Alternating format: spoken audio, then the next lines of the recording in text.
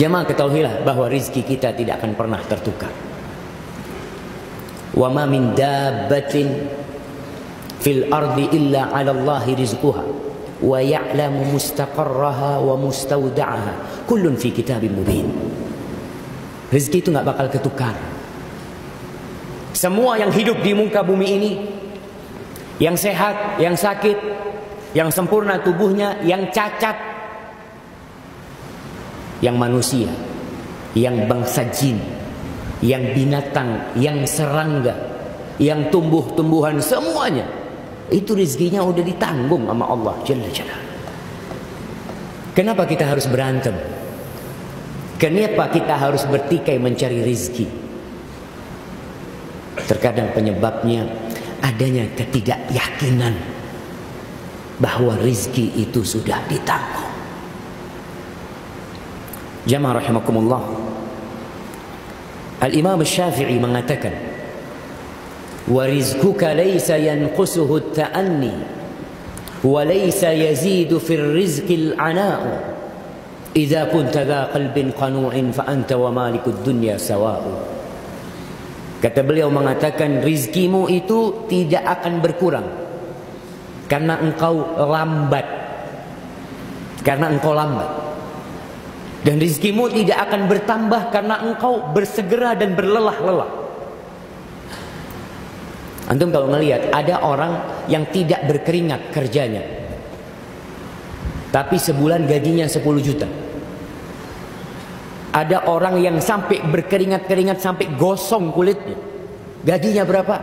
Sehari cuma 65.000. Kalau rizki itu ditentukan dengan semangat dan etos kerja seseorang, maka tentunya yang kerja sampai berkeringat-keringat rizkinya lebih banyak.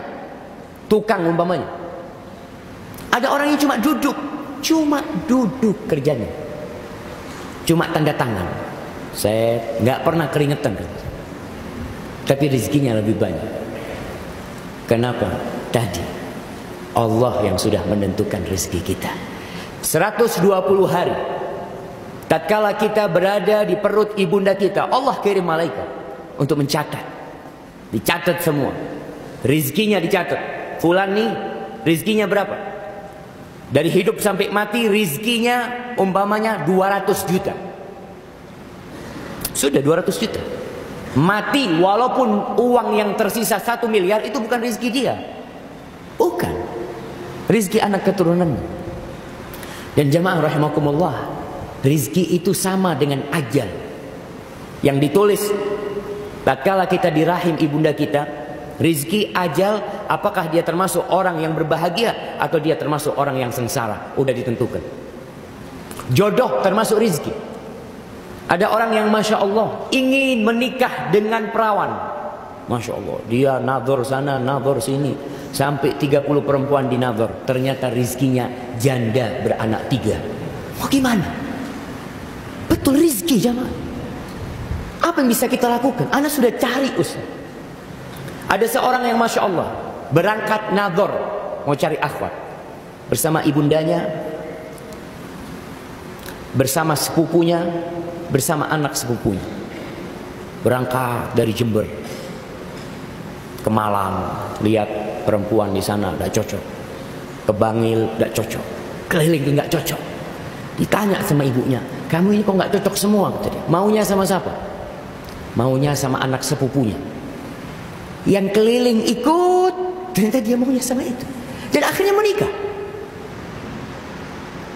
Yang perlu kita lakukan adalah menumbuhkan keimanan di hati kita, bahwasanya andai kata seluruh penduduk Surabaya bersatu padu untuk memberikan manfaat buat kita supaya jabatan kita naik, kalau Allah tidak berkehendak itu tidak mungkin terjadi.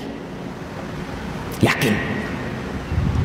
Andai kata seluruh penduduk Surabaya, bukan penduduk Surabaya sebenarnya jemaah, Rasul sallallahu alaihi wasallam mengatakan, lau annal ummata, seluruh umat manusia bersatu padu untuk memberikan mudarat kepadamu, untuk melengsarkan seseorang dari jabatannya, untuk membuat usahanya bangkrut, untuk menjadikan perdagangan dia tidak sukses, seluruh penduduk Indonesia bersatu, tapi Allah tidak berkehendak, nggak mungkin itu terjadi.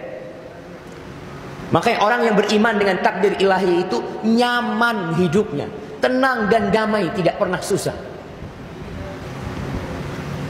Tapi orang yang tidak beriman dengan takdir ilahi,